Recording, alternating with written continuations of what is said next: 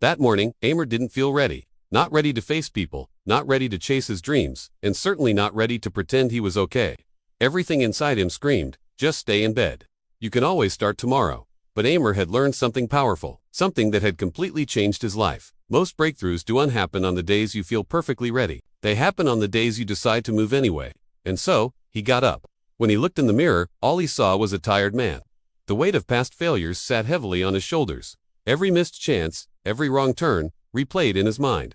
Confidence felt like a distant memory, a stranger he barely recognized. He asked himself the same old question, what if I fail again? But this time, another voice answered quietly from deep within, what if you don't try again? And that thought, that possibility of giving up completely, scared him more than failure ever could. So Amer decided not to chase motivation.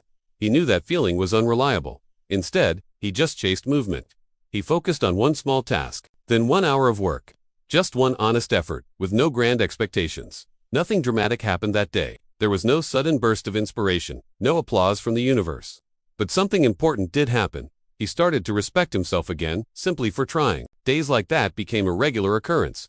Some were better, some were worse. But over time, Amer noticed a pattern emerging. Every single time he showed up when he felt unready, his confidence grew. It wasn't because life suddenly got easier or his problems vanished. It was because he had stopped waiting for the perfect feeling to take action. He was learning to be stronger than his doubts. Months later, people started to notice. You've changed so much, they'd say. You seem so successful.